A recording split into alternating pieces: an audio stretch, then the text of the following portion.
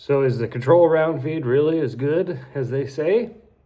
Well, I sure think so, and that's what we're going to talk about in today's episode of Roughshod Outdoors.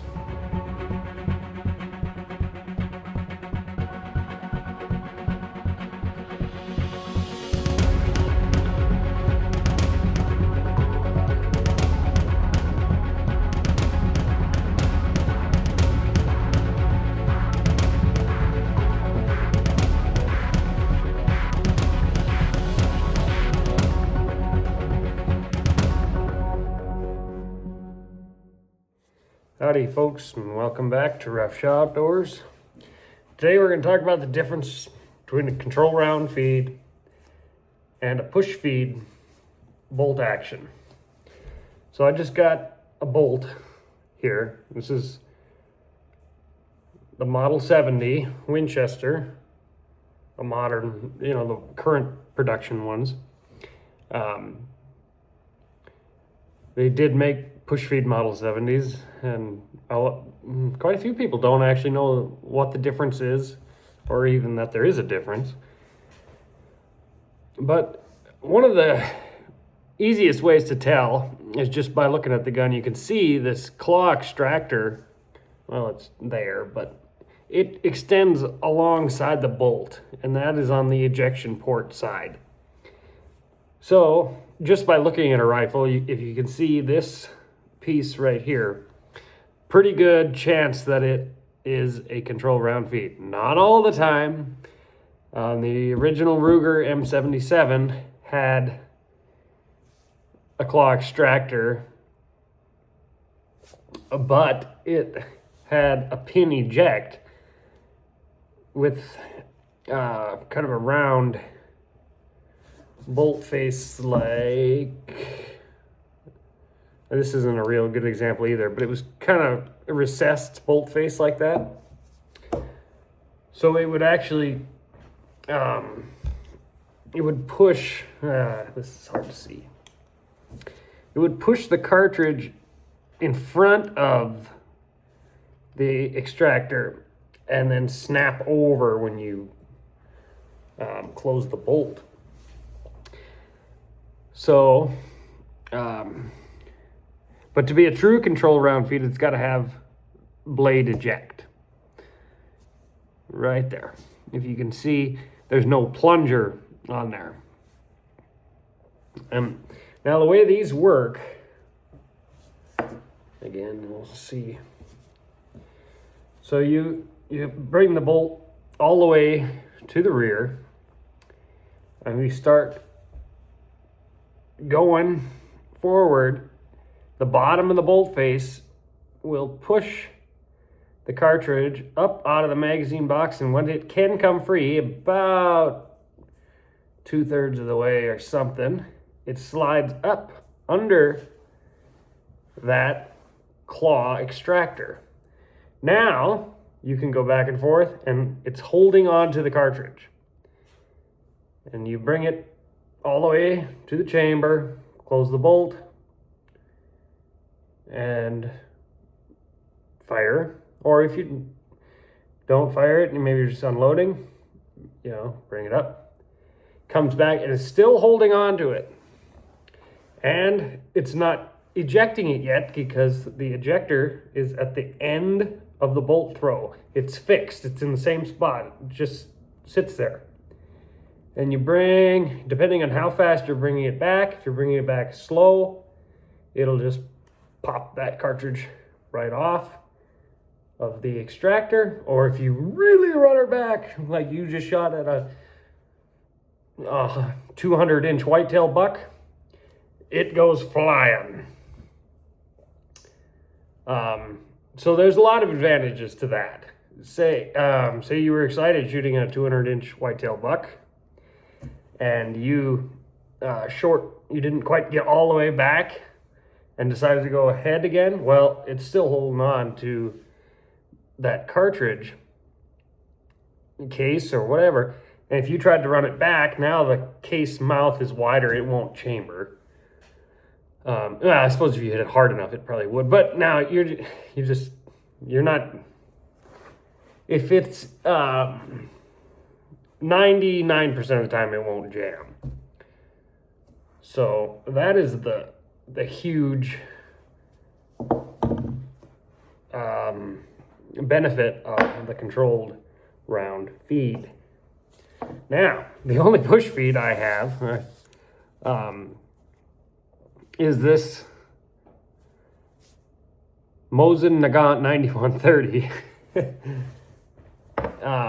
Now this is quite a bit different than Remington 700, Savage 110, Ruger American, the Winchester XPR, Tikka T3, any of that. Those push feeds they have a plunger ejector, which instead, now this Mosin Nagant has a blade ejector just like the controlled feed, but this is not a controlled feed. You can see there's the ejector or extractor hook right here, but this is a push feed. And how this works is because of that recessed bolt face, when you start pushing forward, it does bring it up, but now it's pushing. The cartridge can't get in under that. I wonder, maybe. It's kind of, I guess it's holding it, but when it's just pushing it along, it can't slide up because of this recessed bolt face with this rim of metal around here. It can't just slide up under there. So it just pushes it into the chamber. And, you know, you can pull back, it just pushes it in. When you fire, now this one, you have to bring it all the way back. So your chances of jamming with this aren't quite as high. But with the modern push feeds, Remington 700 style, and a lot of post 64 model 70s, I think they made them up till 2006, if I'm not mistaken. They had that plunger ejector, which you can see it would be where that notch is, but it's just a small, how do I explain it? Just like a pin that goes into that's actually housed in the bolt body itself, and it's got a spring on it.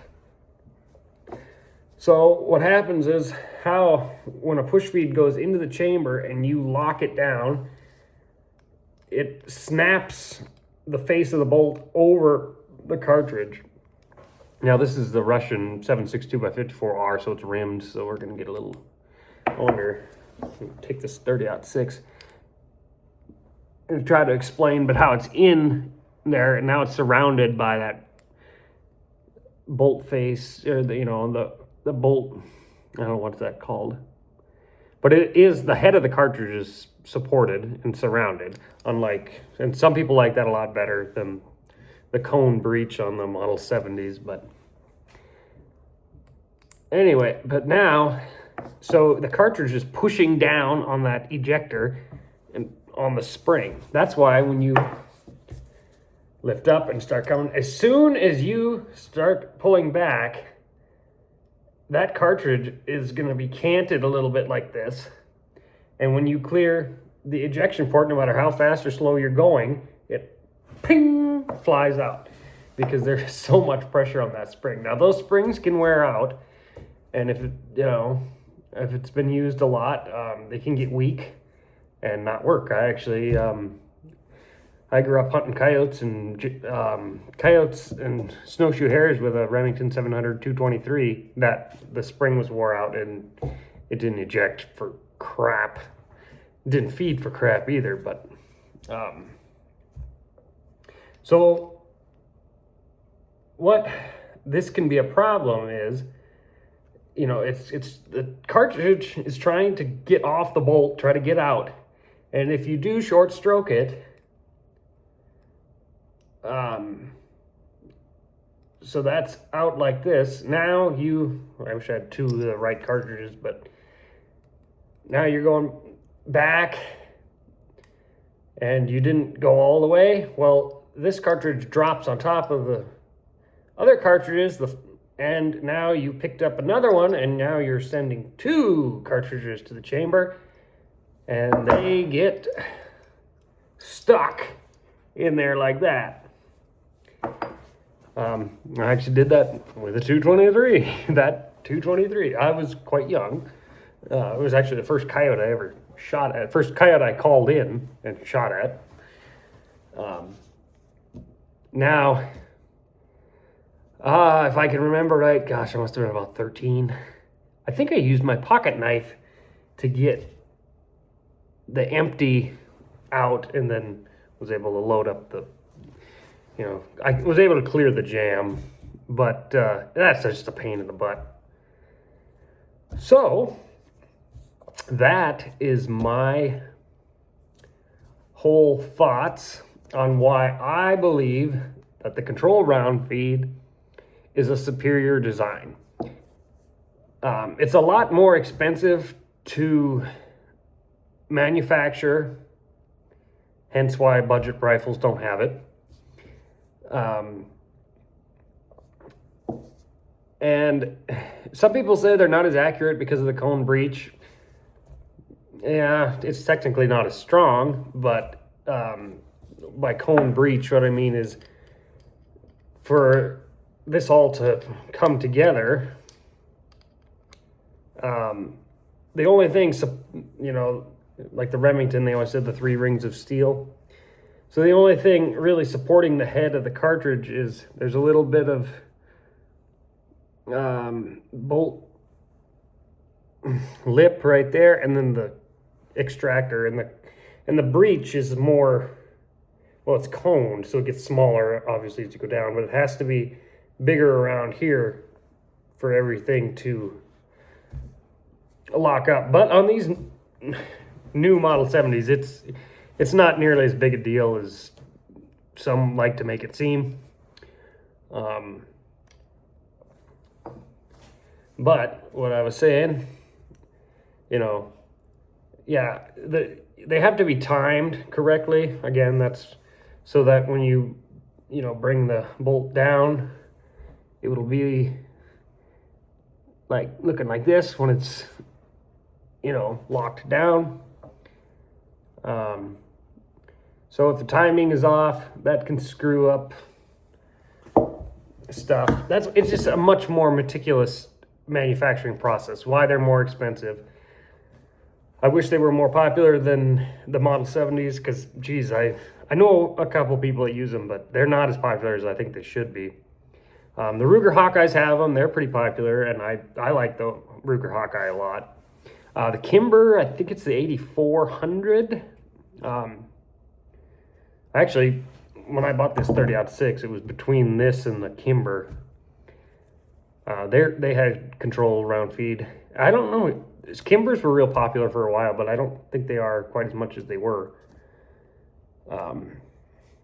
But anyway, so that's what I have to say about push feeds and control round feeds. So that'll be today's video. I'm Pete Refshot with Refshot Outdoors. Keep your powder dry.